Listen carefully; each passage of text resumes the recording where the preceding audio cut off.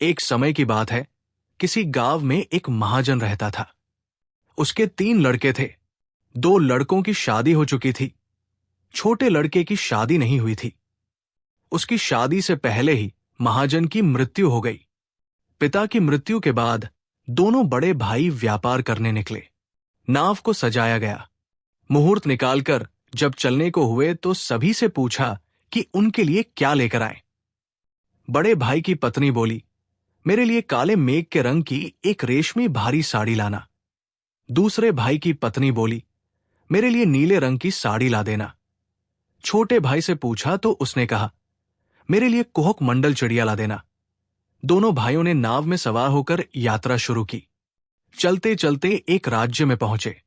वहां के राजा से मिलने गए और उन्हें उपहार में हीरे, मोती, माणिक दिए। उस राज्य में 1 साल 6 महीने तक व्यापार किया, खरीद बिक्री की।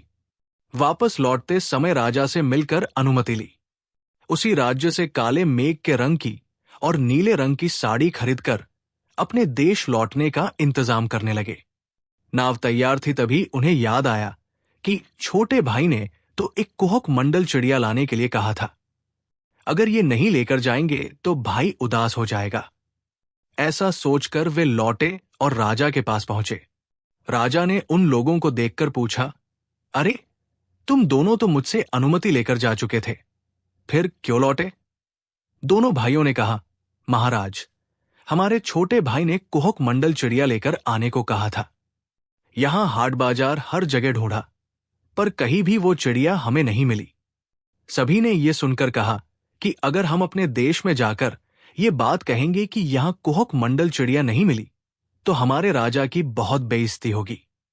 इसलिए ये बात बताने के लिए फिर लौटकर आपके पास आ गए। राजा भी था अड़ियल।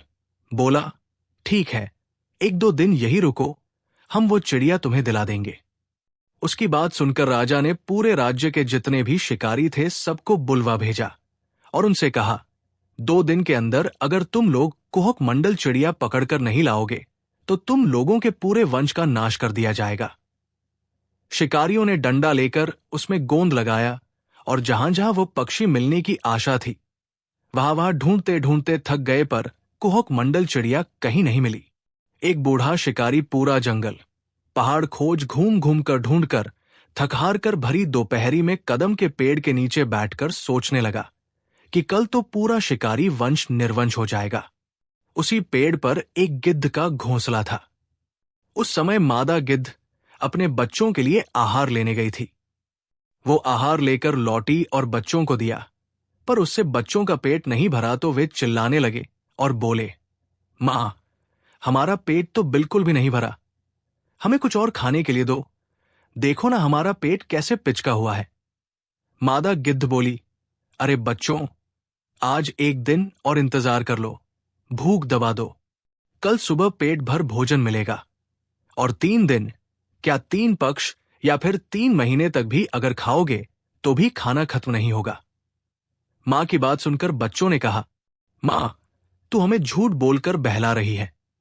मां बोली, नहीं नहीं, झूठ नहीं है। राजा ने आदेश दिया है कि कुहक मंडल चिड़िया ढूंढकर न लाने पर कल सुबह शिकारियों के पूरे वंश को मार दिया जाएगा। शिकारी को वो चिड़िया कहां से मिलेगी? जब सब मर जाएंगे तो फिर जितना मांस खाना चाहो खा लेना। बच्चों ने पूछा, तो फिर वो चिड़िया है कहां मां? मां बोली, हमने जिस पेड़ पर अपना घोंसला बनाया है उसी पेड़ की खो में वह चिड़िया है। ये बात वे शिकारी कहाँ जानते हैं जो उसे पकड़ लेंगे। बूढ़े ने जैसे ही ये बात सुनी, झट से वहां से उठा और चिल्लाकर सबको आवाज देने लगा। उसकी आवाज सुनकर सभी शिकारी उसके पास पहुंच गए। तब उसने उन सब से कहा, इस पेड़ की खो में घुसो, इसी में कुहक मंडल चिड़िया ने अपना घोंसला बना रखा है। चलो उसे पकड़ते हैं और राजा को दे आते हैं। सच ही खो में हाथ डालकर टटोला तो वो चिड़िया वहीं मिल गई। अद्भुत थी वो चिड़िया। पल में कभी पतंगे की तरह छोटी हो जाती तो कभी गिद्ध की तरह बड़ी। शिकारियों ने उसे पकड़कर झोले में डाला और ले चले राजा के पास। राजा के पास पहुंचकर चिड़िया भेंट करके उन्हें सबने दंडवत प्रणाम किया। फिर सभी शिकारियों को सिर पर बांधने के लिए पगड़ी दी। दोनों सौदागर भाइयों को वो चिड़िया भेंट में दे दी। दोनों भाई खुशी के साथ नाव पर चढ़कर अपने देश रवाना हुए। नौका किनारे लगी तो दोनों बहुओं ने भाइयों की आरती उतारी। दोनों भाई नौका से रुपया सोना लेकर घर पहुंचे। दोनों ने अपनी बीवियों को उनकी साड़ी दी और भाई को कुहक मंडल चिड़िया दे दी। वो चिड़िया छोटे भाई के पास रहने लगी। एक दिन चिड़िया अपने स्वामी से बोली, आप शादी नहीं कर रहे हैं? छोटा बोला, मेरे लायक लड़की ही नहीं मिली। इस बीच पिताजी का तो देहांत भी हो गया। अब मेरे लायक लड़की मिले तभी मेरा ब्याह होगा। उसकी बात सुनकर चिड़िया बोली, अच्छा तो ये बात है, ठीक है, मैं जाऊंगी और तुम्हारे लिए लड़की ढूंढ कर ले आऊंगी। महाजन का बेटा बोला, ठीक है तो तुम जाओ। चिड़िया ने उड़ते हुए सारा देश छान मारा। कहीं अगर कोई दिव्य सुंदरी लड़की दिखती तब जाकर अपने स्वामी से बताती। जब ढूंढ ढूंढ कर निराश हो गई तो 7 समंदर पार उड़ते हुए लंका के उस पार एक टापू में जा पहुंची। उस टापू में एक राजा था और उसकी एक ही लड़की थी। उस राजकुमारी के लायक वर न मिलने के कारण अब तक उसे तेल हल्दी नहीं चढ़ा था। तीनों लोकों की रूपसी कन्याओं पर राजकुमारी का रूप भारी पड़ रहा था। सच में मानो कोई अप्सरा हो, कोई अप्सरा हो। तन का रंग चंपा के फूल की तरह पीला, कोमल इतना कि छू देने पर खून निकल आए। चिड़िया ने उसे देखते ही सोचा कि जैसा वर है वैसे ही कन्या है। विधाता ने मानो दोनों को एक दूसरे के लिए ही बनाया है। राजकुमारी महल की छत पर बैठकर बाल संवार रही थी। तभी वह चिड़िया रेशम की तरह चमकीले तोते का रूप धरकर राम नाम लेते हुए राजकुमारी से कुछ दूरी पर जाकर बैठ गई। राजकुमारी ने उसे देखा तो एक नरम खीरा उसे दिखाकर पास बुलाते हुए बोली, ओहो, कितना सुंदर तोता है। चिड़िया बोली, मुझे देखकर तुम इतना मोहित हो रही हो। मेरे स्वामी को देख लोगी तो जाने क्या हाल होगा। तुम अगर वादा करो कि पिंजरे में मुझे बंद नहीं करोगी तो मैं तुम्हारे पास आ जाऊंगी। तोता राजकुमारी के पास बैठा। जब राजकुमारी ने उससे पूछा, तुम्हारा स्वामी कौन है? तोते ने कहा, तुम जैसी कन्या के लिए विधाता ने उस जैसा वर तय कर रखा है।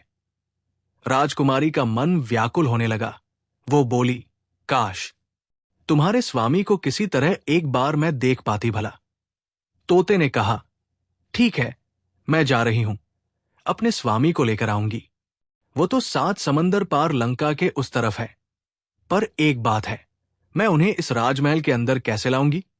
तुम पहले ऐसी कोई जगह बताओ जहां मैं पहले स्वामी को लाकर रखूंगी, फिर तुम जाकर उनसे मिल लेना। राजकुमारी ने उसे तालाब के किनारे मिलने के लिए कहा। तब कुहक मंडल चिड़िया वहां से उड़ चली और उड़ते उड़ते साथ समंदर पार महाजन के बेटे के पास पहुंची और सारी बातें उसे बता दी। सब सुनकर महाजन का बेटा बोला, वो टापू तो यहां से न जाने कितना दूर है। मैं इतनी दूर जाऊंगा कैसे? जाने कितना दूर है, मैं इतनी दूर जाऊंगा कैसे?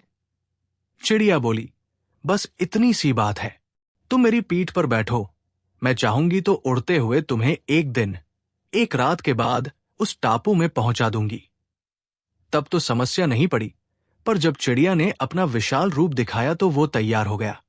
किसी से कुछ बोला नहीं, चिड़िया के पीठ पर बैठा और उड़ चला। चिड़िया उड़ते उड़ते साथ समंदर पार उस टापू में पहुंची। महाजन के लड़के को तालाब के किनारे बैठाकर फिर तोता बनकर राजकुमारी के पास जाकर महाजन के बेटे के पहुंचने की खबर दी। खबर सुनकर राजकुमारी उसे देखने के लिए वहां पहुंची। वहां पहुंचकर महाजन के लड़के को देखते ही वो उस पर मोहित हो गई। वहां से लौटकर एक कमरे में लेट गई। किसी से कुछ बात नहीं की। रानी ने दासियों से कारण जानकर आने के लिए कहा। दासियों ने राजकुमारी के पास से लौटकर रानी से कहा, तालाब के किनारे एक लड़का आकर बैठा है। राजकुमारी का उससे ब्याह नहीं कराएंगे तो वो अपने प्राण त्याग देगी। ये बात राजा के कानों में पहुंची। राजा करते भी क्या, इकलौती बेटी की बात भला टालते कैसे? इसलिए कहा, ठीक है, चलो चलकर उस लड़के को देखते हैं। राजा तालाब के किनारे महाजन के लड़के के रूप को देखकर मोहित हो गए। उसके बाद ब्याह की तैयारी करने लगे। दोनों का विवाह हो गया। तब कुहुक मंडल चिड़िया बोली, मेरी पीठ पर बैठो, मैं 7 समंदर पार कर तुम्हें तुम्हारे घर पहुंचा दूंगी। महाजन का लड़का जाने की तैयारी करने लगा तो राजा ने उनसे कुछ दिन और रुकने का आग्रह किया। राजा ने दोनों के लिए एक महल बनवा दिया। उसमें पति पत्नी और वो चिड़िया कुछ दिन खूब आनंद से ठहरे। इसी तरह बीतते बीतते कई महीने बीत गए। राजकुमारी ने एक बहुत सुंदर बालक को जन्म दिया। इस बीच कुहुक मंडल चिड़िया महाजन के लड़के से बार बार देश लौट जाने की बात करती। समय बीतता रहा और वो शिशु अब 3-4 साल का हो गया। राजकुमारी को फिर से गर्भ ठहर गया। तब चिड़िया बोली, धीरे धीरे मेरा बोझ तुम लोग बढ़ाने लगे हो। यहां रहना क्यों चाह रहे हो? चलो अपने देश वापस चलते हैं। इतनी धन संपत्ति कौन ढोकर ले जाएगा? सिर्फ हम चारों जाएंगे। तब राजकुमारी, बेटा और महाजन का लड़का चिड़िया की पीठ पर बैठे। चिड़िया वहां से सबको पीठ पर बैठा कर उड़ चली। अभी वो आधे रास्ते पहुंची थी। ऊपर बादल, नीचे समुद्र। समुद्र में बड़ी बड़ी लहरें उछाल मार रही थी। राजकुमारी तो पेट से थी। उनकी तबीयत बिगड़ने लगी। चिड़िया बोली, बिल्कुल चिंता मत करो, चुटकी बजाते ही मैं तुम्हें उस पार पहुंचा दूंगी। वो इतना कहकर बहुत तेज गति से उड़ने लगी। उड़ते उड़ते वे समुद्र के किनारे पहुंचे। तीनों उसकी पीठ पर से जैसे ही उतरे, राजकुमारी को दर्द उठा और उसने एक सुंदर लड़के को जन्म दिया। पर तीनों की आंखों के सामने अंधेरा छा गया। समुद्र का किनारा राज्य से काफी दूर था। चारों तरफ बालू ही बालू था। भरी दोपहरी की धूप, दूर दूर तक कोई नजर नहीं आ रहा था। हवा धीरे धीरे बह रही थी। महाजन का लड़का सिर पर हाथ रखकर बैठ गया। चिड़िया बोली, स्वामी, ऐसे बैठे रहने से क्या होगा? देखते देखते अंधेरा घिर जाएगा, बालू ठंडा हो जाएगा। तुम जाकर जंगल से कुछ सूखी लकड़ी लेकर आओ। मैं जाती हूं आग लेने। यही आग जलाकर मां बेटे को सेंक देंगे।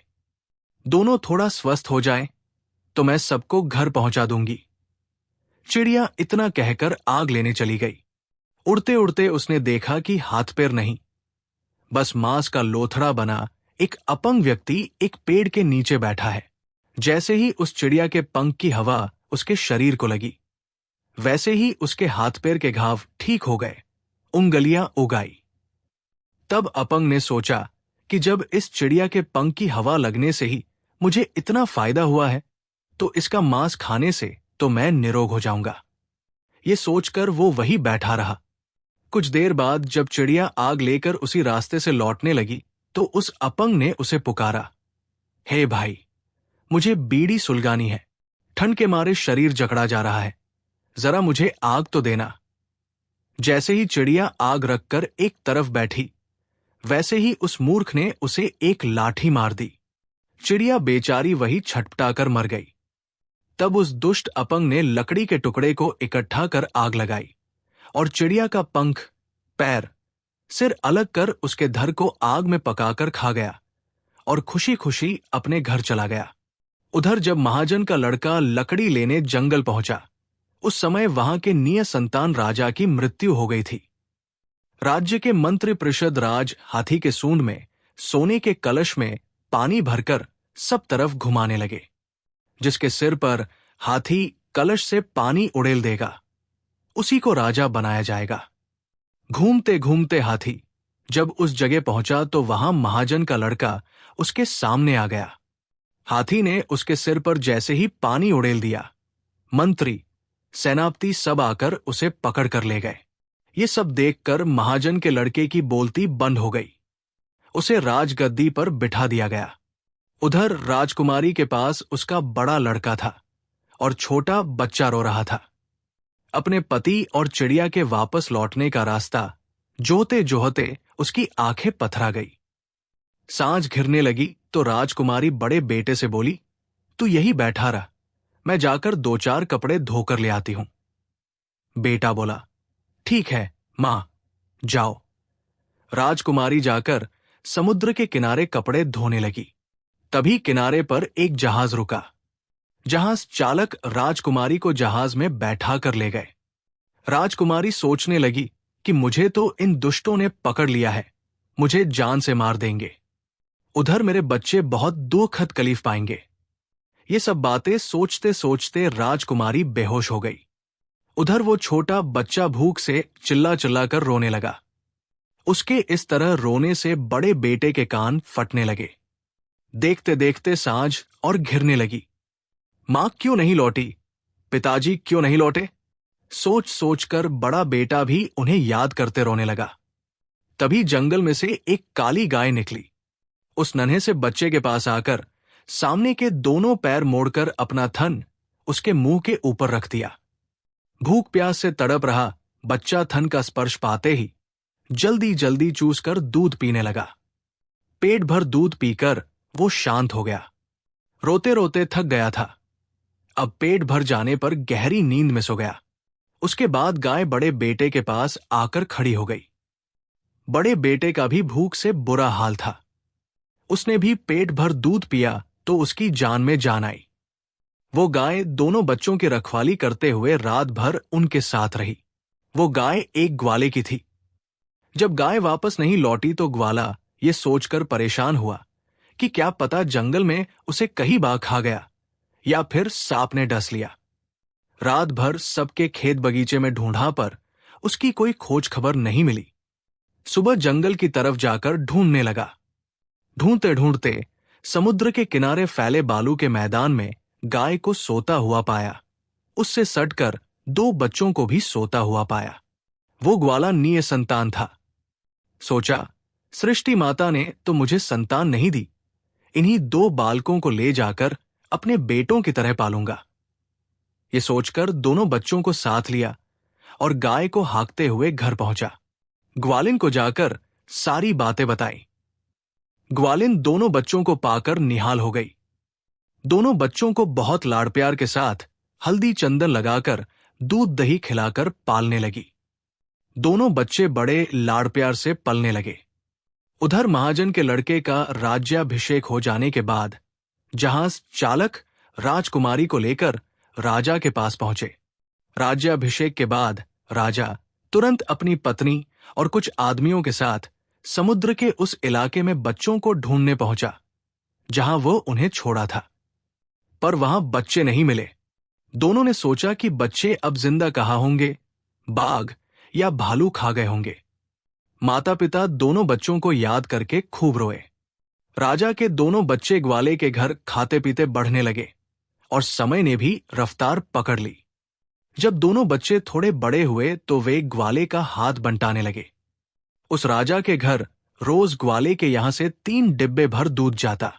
एक दिन दूध लेकर राजा के यहां जाने के लिए ग्वाला तैयार हुआ तो बड़ा बेटा बोला, बाबा, मैं भी तुम्हारे साथ राजा के यहां जाऊंगा। ग्वाले ने मना किया, नहीं बेटा, तू अभी छोटा है, वो राजमहल है, तू वहां क्यों जाएगा? जाने कौन क्या कह दे, कुछ कर दे, तू मत जा। पर बाबा, रोज रोज दूध लेकर तुम्हें असुविधा न हो और तुम नहीं जा पाओ तो यदि मैंने पहले से राजा का घर देख चुका रहूंगा तो तुम्हारी जगह दूध पहुंचाऊंगा। उसकी बात सुनकर ग्वाला उसे अपने साथ ले गया। गरीब के घर में जैसे हीरा हो, उसी तरह ग्वाले के यहां इतना सुंदर लड़का देखकर सभी आश्चर्य करने लगे। उस बालक को देखकर जाने क्यों राजा का मन व्याकुल सा होने लगा। उनके मन में खून कम हो जाएगा तो रोने। राजा ने ग्वाले से कहा, हे ग्वाले, क्या तेरा ये बालक हमारे यहां नौकरी करेगा? तब ग्वाले ने कहा, महाराज, ये तो बच्चा है, अभी तो उसे अपनी धोती में गांठ लगाना भी नहीं आया है, वो आपके यहां नहीं चल पाएगा। राजा ने कहा, अरे, हम उसकी हर भूल चूक में उसे सिखाते हुए उससे काम निकलवा लेंगे। ग्वाला ये बात सुनकर रो पड़ा। लड़का बोला, बाबा, तुम इतने परेशान क्यों हो रहे हो? तुम तो हर दिन दूध लेकर राजमहल आओगे, तब तुम मुझसे भेंट कर लेना। राजा ने जब कहा है तो उन्हें क्यों मना करोगे? तब ग्वाले ने हामी भर दी। ग्वाला हर दिन दूध लेकर आता, बेटे से हालचाल पूछ लेता, घर जाकर बेटे के कुशल मंगल की खबर ग्वालिन को देता। इसी तरह कुछ दिन बीत गए। तब एक दिन छोटा लड़का बोला, बाबा, मैं भी तुम्हारे साथ आज राजमहल जाकर भाई से मिलाता। मेरा मन बहुत व्याकुल हो रहा है। ग्वाला बोला, भाई गया तो राजा ने वही उसे रख लिया। अगर तू भी उधर रह जाएगा तो हम मां बाप दोनों अंधे हो जाएंगे। फिर भी तू चाहता है तो चल। बाबा के ये कहने पर छोटा बेटा तैयार होकर साथ चला। राजा ने उसे देखा तो फिर उसका मन विह्वल होने लगा। राजा रानी दोनों बच्चों को देखकर अपने दोनों बेटों की याद करके खूब रोए। जब ग्वाला और छोटा बेटा जाने के लिए तैयार हुए तो राजा ने कहा, आज एक दिन के लिए छोटा बेटा यहां राजमहल में रुक जाए, कल चला जाएगा। तब छोटे बेटे ने भी कहा, बाबा, मैं आज रात भाई के पास रुक जाता हूं। कल सुबह जब तुम दूध लेकर आओगे तब तुम्हारे साथ मैं घर चलाऊंगा। तब ग्वाला बोला, ठीक है, तुम रुक जाओ। ग्वाला अपने घर चला गया। दोनों भाई राजमहल में रुके। रानी को इन दोनों भाइयों के ऊपर खूब प्यार आया। रानी ने खुद अपने हाथों से कई तरह के व्यंजन परोसकर उन्हें खिलाए। रात में दोनों राजा रानी अपने बेटे को याद करते रहे, रोते रहे और सोए नहीं। राजा रानी के बगल वाले कमरे में दोनों भाई ठहरे थे। छोटा भाई बोला, भैया, ये सब बड़ा अजीब है। जब हम महल में आते हैं तो राजा रानी हमें देखकर क्यों इतना रोते हैं? क्यों बार बार हमें अपने बेटे की तरह गले लगा लेते हैं? बड़ा भाई बोला, हाँ, मैंने भी देखा है। ऐसा लगता है जैसे वे हमें बहुत अरसे से पहचानते हों, पर असलियत क्या है ये तो केवल भगवान ही जानते हैं। दोनों भाई आपस में बातें कर रहे थे। तभी बड़े ने धीरे से कहा, मुझे याद है कि मां हमें समुद्र किनारे छोड़कर कपड़े धोने गई थी और फिर लौटकर नहीं आई। उसके बाद एक गाय हमें दूध पिलाने लगी और फिर ग्वाले ने हमें पाल लिया। कहीं ये वही राज्य तो नहीं? कहीं ये राजा रानी हमारे असली माता पिता तो नहीं? छोटा भाई चौंक पड़ा। आपकी बात में सच्चाई हो सकती है। हम तो समुद्र किनारे मिले थे। असली माता पिता कौन है हमें नहीं मालूम। मां कपड़े धोने गई थी और कभी लौटी ही नहीं। उसके बाद ग्वाले ने हमें पाला। ये सुनते ही रानी जोर जोर से रोने लगी और रानी, इन्हें हमें लौटा दिया। राजा ने ग्वाले को बुलवाया और पूरी बात पूछी। ग्वाले ने सच सच सब कह दिया। अब किसी संदेह की गुंजाइश न रही। राजा रानी दोनों बच्चों को गले लगाकर फूट फूट कर रोने लगे। कुछ दिन बाद ग्वाले और उसकी पत्नी को बुलाकर सम्मानित किया गया। राजा ने कहा, तुम्हारे कारण हमारे बच्चे जीवित बचे और बड़े हुए। तुम हमारे लिए देवता के समान हो। उन्हें बहुत सा धन, गाय भैंस और जमीन देकर विदा किया गया। राजकुमारी अपने पति और दोनों बच्चों के साथ राजमहल में रहने लगी। महाजन का बेटा राजा बन चुका था और अब रानी व बच्चों के साथ सुखपूर्वक जीवन बिताने लगा। लेकिन जब जब वे सब प्रसन्न रहते, राजा की आंखों में आंसू आ जाते। वो कहता, आज ये सब सुख, ये मिलन केवल उसी कुहक मंडल चिड़िया की देन है। काश वो जीवित होती तो हमें अपने आंखों से देखती। सभी उसे याद करके श्रद्धा से सिर झुका देते। फिर महाजन लड़का सोचता, लेकिन उस कुहक मंडल चिड़िया का क्या हुआ जिसने हमारा इतना उपकार किया था? वो कहाँ गई? वो लौटी क्यों नहीं? बहुत दिन बीत गए। अब दोनों राजकुमार बड़े हो गए। एक दिन दोनों राजकुमार शिकार करने गए। रास्ते में एक बूढ़ा शिकारी सिर पर एक अच्छा पंख खोसकर अपनी गोंद लगी लाठी लिए जा रहा था। राजकुमारों को देखकर सिर झुकाकर जैसे ही प्रणाम किया, सिर पर से कुछ पंख गिर गए। पंख देखकर बड़ा राजकुमार पहचान गया कि ये कुहक मंडल चिड़िया के पंख हैं। शिकारी से पूछा, अरे ये पंख तू कहां से लाया? उस शिकारी ने कहा, हुजूर, समुद्र के मैदानी इलाके में एक बरगद का पेड़ है, उसी के नीचे ये पंख मिले। 15-20 साल हो गए ये पंख मिले हुए। इन पंखों को सिर पर खोस लेने के बाद मैं जिस पक्षी पर भी निशाना साधता हूं वो पक्षी जरूर फंसता है। इन पंखों के कारण ही मैं अपना पेट पाल रहा हूं। राजकुमार बोला, मैं तुम्हें मुंह मांगा दाम दूंगा। तुम इन पंखों को हमें दे दो। जैसी आपकी आज्ञा। कहकर शिकारी ने पंख दे दिए। राजकुमार पंख लेकर दरबार पहुंचा और राजा को सारी बात बताई। राजा ने पंखों को अपने हाथ में लेकर शिव पार्वती का स्मरण किया और उन पर गंगा जल छिड़का। जीवित कुहक मंडल चिड़िया प्रकट हो गई। पूरा महल आश्चर्य और हर्ष से भर उठा। रानी की आंखों से आंसू बह निकले। सबने मिलकर चिड़िया को प्रणाम किया और उन्हें स्नेहपूर्वक अपने बीच बसा लिया। अब न राजा रानी की व्यथा रही, न राजकुमारों का दुख, न कुहक मंडल चिड़िया की पीड़ा। सब मिलजुल कर हर्ष और आनंद में जीवन बिताने लगे। इस प्रकार कुहक मंडल चिड़िया की अद्भुत गाथा अपने पूर्ण विराम पर पहुंचती है। एक साधारण से राजपरिवार की ये यात्रा हमें दिखाती है कि जीवन चाहे कितने ही उतार चढ़ाव से भरा क्यों न हो, सच्चा प्रेम और सच्ची आस्था कभी नष्ट नहीं होते। सोचिए, यदि वह चिड़िया राजकुमारी के साथ न होती तो समुद्र पार की यात्रा कभी पूरी न होती। यदि ग्वाले और उसकी गाय का स्नेह न मिला होता तो बिछड़े हुए शिशु कभी जीवित न रहते। और यदि वर्षों बाद वे जादुई पंख हाथ न लगते तो कुहक मंडल चिड़िया का पुनर्जन्म असंभव था। ये कथा हमें ये शिक्षा देती है कि जीवन में चाहे कितनी भी कठिनाइयां क्यों न आए, धैर्य और विश्वास रखने वाला अंततः जीतता है। दूसरों के लिए किया गया त्याग अमर हो जाता है। जैसे ग्वाले ने बच्चों को पाला और जैसे चिड़िया ने अपनी जान देकर सबको सुरक्षित किया। और सबसे महत्वपूर्ण, ईश्वर की लीला अद्भुत है। देर सवेर हर अन्याय का प्रतिकार और हर सच्चे प्रेम का मिलन होता है। आज जब हम इस लोक कथा को सुनते हैं तो महसूस होता है कि ये केवल एक महाजन के लड़के, राजकुमारी, बच्चे और चिड़िया की कहानी नहीं है, बल्कि ये हम सबके जीवन की कहानी है, जहां संघर्ष है, विश्वास है और अंत में आशा की विजय है।